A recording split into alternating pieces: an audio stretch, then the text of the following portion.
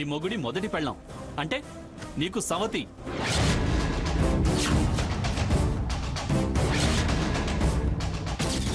ఆ విషయం మర్చిపోయావా? లేకపోతే ఆ శోభన్ బాబు గారు చెప్పారా వెళ్ళి శారదతో మాట్లాడు వాణిశ్రీ అని?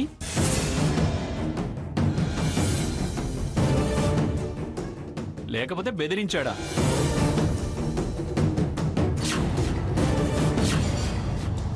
ఆయన చెప్తే మాత్రం నీ బుద్ధి ఏమైంది? సాకేత్, ఏంటా మాటలు? తల్లి కొడుకులో మాట్లాడుకుంటున్నాం. మా ఇష్టం, నీకు అనవసరం. తల్లి అని గుర్తుందా? అది గుర్తుంటే ఇలాగే నా తల్లితో మాట్లాడే పద్ధతి. ఏంటేంటి ఏంటి నాకు పద్ధతులు చెప్తున్నావా? నీకసలు పద్ధతి ఉందా?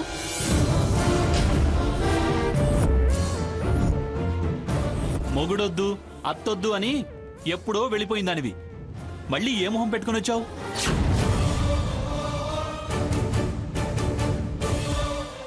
ఆ మంగమ్మ గారు నీకెవరూ గతి లేరని దయతలిచి నిన్నిక్కడికి తీసుకొచ్చింది.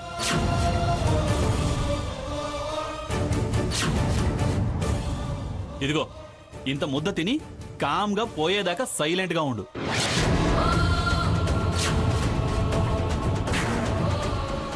అంతేకాని అనవసరంగా ఇన్వాల్వ్ కాకు.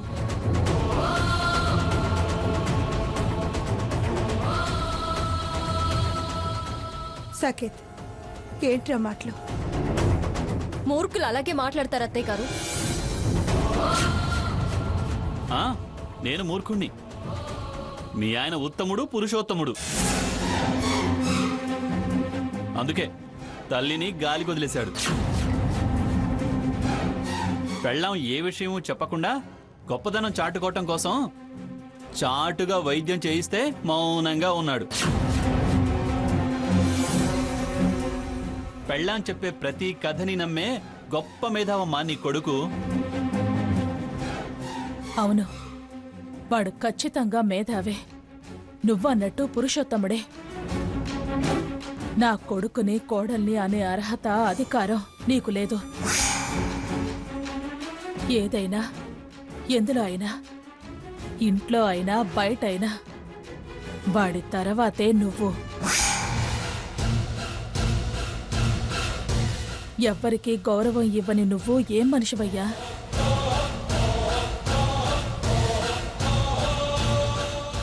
మనిషి గౌరవం పెరిగేలా ఎదగాలి, అంతేకాని గర్వం పెంచుకొని పెరగొద్దు. చాలే ఆపమ్మా నీ నీతి సూత్రాలు సుభాషితాలు. నన్ననే అర్హత నీకెక్కడిది? వింటున్నావా? త్యాగం చేసి మంచిని కూడగట్టుకుందాం అనుకున్నావు, కరిగి కొంపలకు తెచ్చిపెట్టుకున్నావు. ఇలా నన్ను మాటలు అనిపించడానికేనా? అనామకులు నన్ను అంటుంటే నీకు సంతోషంగా ఉందా? లిమిట్స్ దాటి మాట్లాడకు సాకేత్. ఎవరు అనామకులు? అందరికన్నా ముందు ఇంట్లో హక్కు పొందిన మనిషి ఆవిడ. మాజీలకి హక్కులు రద్దవుతాయి. సాకేత్, నువ్వు వాళ్ళని మళ్ళీ అనిపించుకుంటున్నావురా. ఆవిడ పరిస్థితి తెలుసు కూడా నువ్వు ఇలా మాట్లాడడం న్యాయం కాదు. ఏంటి న్యాయం కాదు? ఏంటి న్యాయం కాదు? అప్పుడేమో నా కొడుకు గుర్తింపు కావాలి, రిసెప్షన్ పెట్టండి అంది. ఆ తర్వాత వరుసలు కావాలి, పిలుపులు కావాలి, ప్రేమలు కావాలి, ఆపేక్షలు కావాలి అంది. అన్నీ మెల్లిమెల్లిగా ఇన్స్టాల్మెంట్లో సంపాదించుకొని ఇప్పుడేమో నాకు మొగుడు కావాలి అంటూ రోగం వంక పెట్టుకుని తను దూరింది. అసలు ఆ జబ్బు నిజమో అబద్ధం ఎవడికి తెలుసు? కావాలని ఎవరు లేని జబ్బు ఉందని చెప్పుకోరు. మనం చెప్పినా డాక్టర్లు వ్యాధి లేదే వైద్యం చేయరు కదా. వాడు వైద్యుడు, వాడిదో వైద్యం. సంబంధాలు స్ట్రాంగ్ కావాలని రాకపోకలకు వైద్యం వంక. సాకేత్, పిచ్చి పిచ్చిగా వాగకు. ఇంత జరిగా కూడా ఎందుకు ఇంకా అలా వంకర కూతలు కూస్తున్నావు? వారు చక్కని మాటలు ఎప్పుడు మాట్లాడారక్క? ఇప్పుడు మాట్లాడడానికి తమరి బాధ, ఉక్రోషం, అసహనం, చిరాకు వెనుకున్న అసలు కారణం చెప్తున్నా. అసలు లేదు కొసలు లేదు. నాకు మా అమ్మ చేసిన పని నచ్చక మాట్లాడుతున్నా. అయినా జన్మంతా అబద్ధాలేనా? ఎంతకాలం నిన్ను నువ్వు మోసం చేసుకుంటూ ఇలా నాటకాలు ఆడతావు? ఏంటి స్వర్ణ, వీడి చిరాక్కి కారణం ఏంటి? చెప్పాను కదా అత్తయ్య గారు, వీరు ప్రణయ దేవత అనుకొని ఎవరి పిచ్చిలో పడి ప్రపంచాన్ని మర్చిపోయి మంచి చెడు వదిలేసి వాళ్ళింటి చుట్టూ ప్రదక్షిణాలు చేస్తున్నాడు.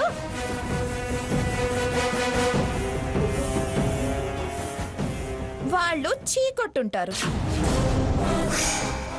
ఆ హారతికి నిశ్చితార్థ ముహూర్తాలు చూస్తున్నారు.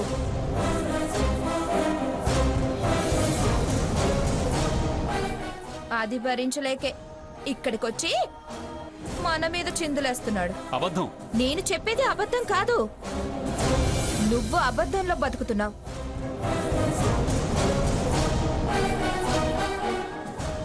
దబాయిస్తే నిజం అబద్ధం కాదు. వేసిన చిందులు చాలు, వెళ్ళి తలార చన్నీళ్లు స్నానం చెయ్యి. వెళ్తావా? అమ్మమ్మని పిలవనా? అందరూ కలిసి నన్ను చెడ్డోని చేస్తున్నారు. చెడ్డోణ్ణి చేయటం కాదు, ఇక మంచోడిగా మారవని డిసైడ్ అయ్యాం. డ్రామాలాపి వెళ్ళు. ఛ! స్వర్ణ, ఏంటి నువ్వు చెప్పేది? నిజంగా హారతికి ఎంగేజ్మెంట్ చేస్తున్నారా? ఎవరితో? సంజయ్తో. అది కాస్త జరిగితే గాని ఇతని తిక్క కుదరదు.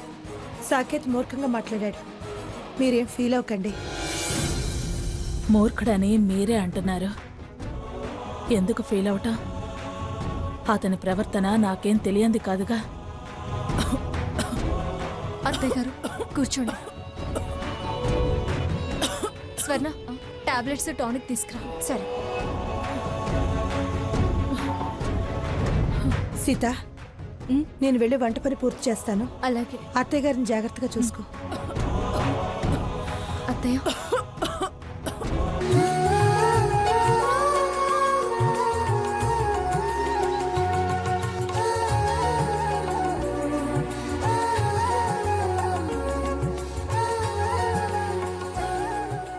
Very very happy anniversary Anand.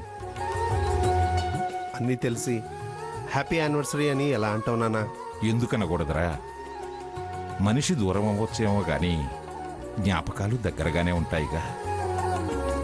ఏం దగ్గరో ఏమో, నాకు చాలా బాధగా ఉంది తాతయ్య. దూరంగా ఉన్నన్నాళ్ళు క్షేమంగా ఉండాలని కోరుకున్నాను. ఇవాళ దగ్గరైంది, కానీ దక్కించుకోలేకపోతున్నానని బాధగా ఉంది. మనమేం చేయగలంరా? ఎవరికేం దక్కాలనో ఎంత దక్కాలనో అంతే దక్కుతుంది. తాతయ్య, ఏమైందిరా? నాకు చాలా బాధగా ఉంది తాతయ్య. నాకు అలాగే ఉంది, కానీ నేను ఎవరికి చెప్పుకోను. కాస్త వెనక ముందు తప్పదు కదా. తెలియకుండా ఉంటే అది రకం, కానీ ఇలా అని తెలిసాక చాలా కష్టంగా ఉంది. అందరికంటే ముందే తెలిసింది శారదకేరా. తనే ధైర్యంగా ఉంది. శారద కొడుకు అయి ఉండి ఇలా అయితే ఎలారా?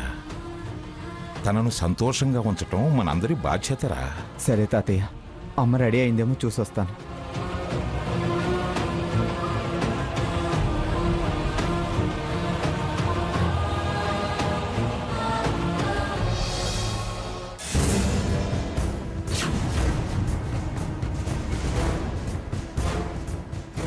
సార్ వారు మ్యారేజ్ డేని మ్యారేజ్ అంతా ఫీల్ అవుతున్నట్టున్నారు. పెళ్లి కొడుకులా ఎలా ముస్తాబవుతున్నారు? అయితే తప్పేంట్రా? సిగ్గు లేని వాళ్ళకి ఏ తప్పు లేదు, ఏది తప్పు అనిపించదు. సాకేత్, ఎందుకు అలా అరుస్తావు? యువతలో ఒక పెళ్ళాన్ని పెట్టుకొని వదిలేసిన పెళ్ళాంతో పెళ్లి రోజు వేడుకలు చేసుకోవడానికి కాస్త నా సిగ్గు అనిపించడం లేదా? రేయ్, ఎందుకురా అలా మాట్లాడుతున్నావు? శారద ఏ పరిస్థితుల్లో ఉందో తెలిసి ఎలా మాట్లాడగలుగుతున్నావురా? ఆవిడ పరిస్థితిలో నిజమెంతో అబద్ధమెంతో ఎవడికి తెలుసు? నీ పెద్ద కొడుకు కోడలు నీ చెవిలో పూలు పెడుతున్నారేమో అనిపిస్తోంది. నువ్వు ఏది తిన్నగా ఆలోచించావు, సక్రమంగా చూసావు గనక. నీకు నాటకాలట్టం అలవాటే కదా, అందుకే అందరివి నాటకాలే అనుకుంటావు. ప్రేమ ఆప్యాయతలు నీకేం తెలుసురా? విసురుకోవటం, కసురుకోవటం, విజ్ఞత లేకుండా ప్రవర్తించటం. ఎవరికి విజ్ఞత ఉందో ఎవరికి విజ్ఞత లేదో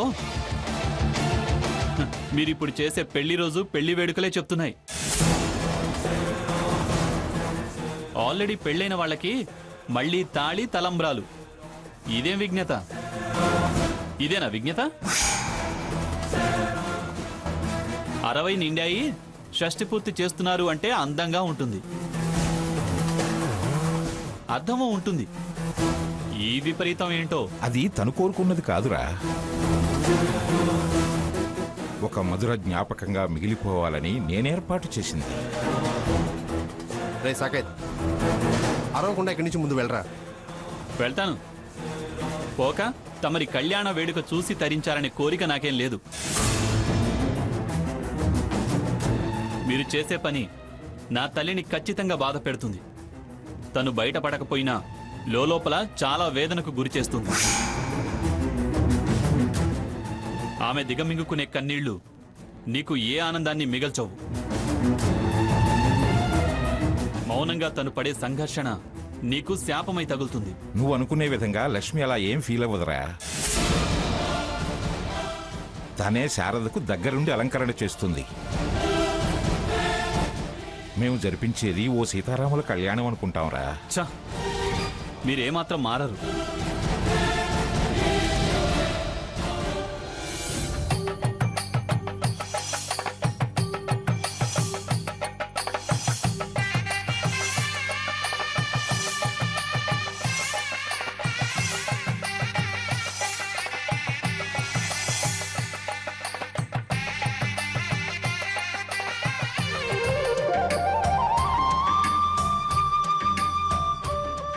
నాన్న, టైం అవుతుంది, రండి.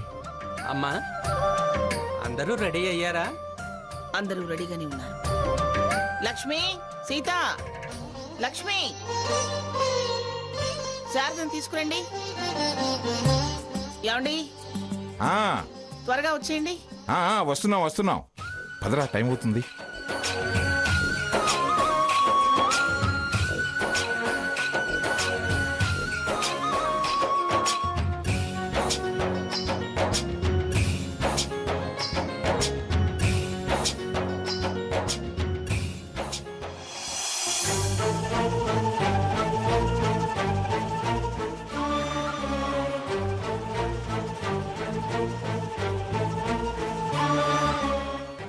అమ్మా శారద, ఇదంతా ఏమిటి అనుకుంటున్నావా? వీడు నీ కోసం తెచ్చిన చీర చూస్తూ అమ్మ పెళ్లి రోజు కోసం తెచ్చాను తాతయ్య అన్నాడు. ఫంక్షన్ గ్రాండ్గా చేయాలి అంటే ఫంక్షన్ ఏమిట్రా, పెళ్లిలాగానే చేద్దాము అని ఇదంతా ఏర్పాటు చేశాను.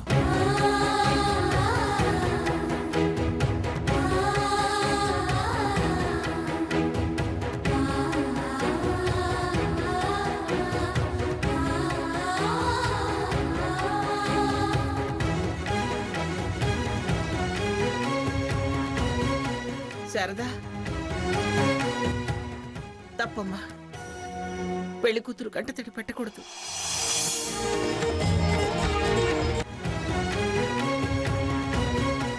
శారదా, తప్పమ్మా. పెళ్లి కూతురు కంటతడి పెట్టకూడదు.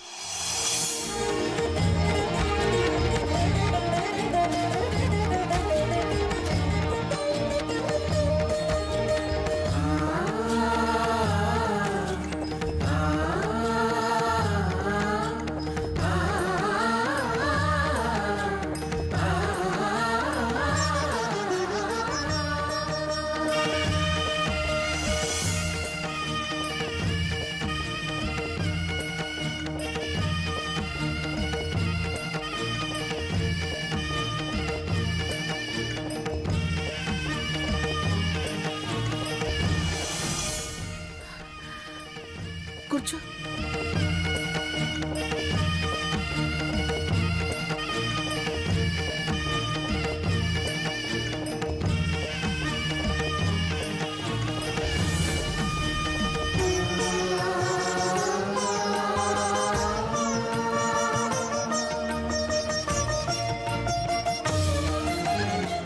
పంతులు గారు మీరు కానివ్వండి. దంపతులిద్దరూ బొట్టు పెట్టుకోండమ్మా. అమ్మా మీరు కూడా తీసుకోండి.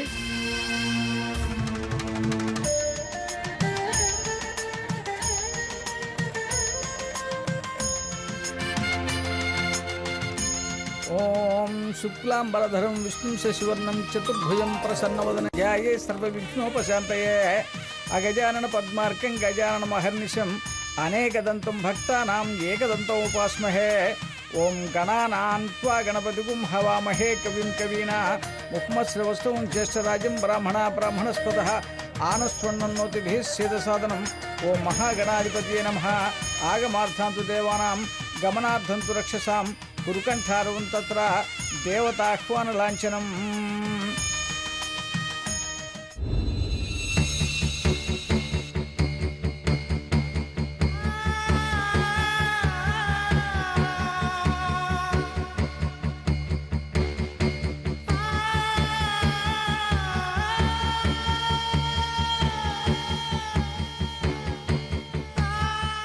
బాబు అమ్మాయి తల మీద జీలకర్ర బెల్లం పెట్టండి.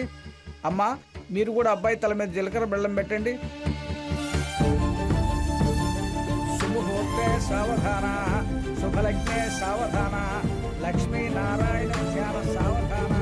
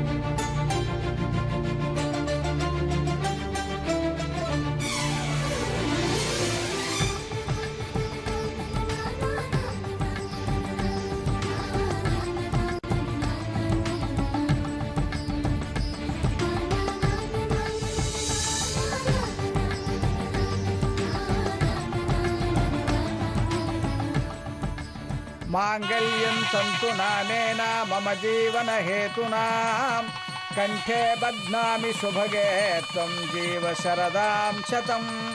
మాంగళ్యధారణ ముహూర్తః సుముహూర్తోస్తు శతమానం భవతి శతాయు పురుషः శతేంద్రియ ఆయుష్యేవేంద్రియే ప్రతిష్ఠతి.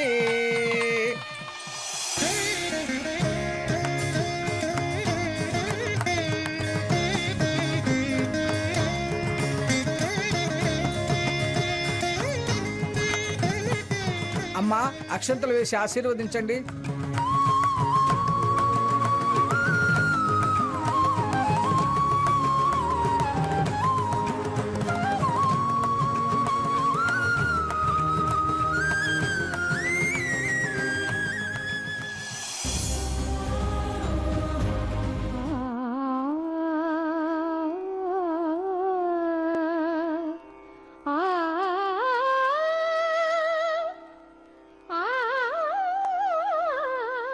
జన్మ జన్మలకు మిగిలే అనుభూతి నాకు దక్కేలా చేసావు లక్ష్మి.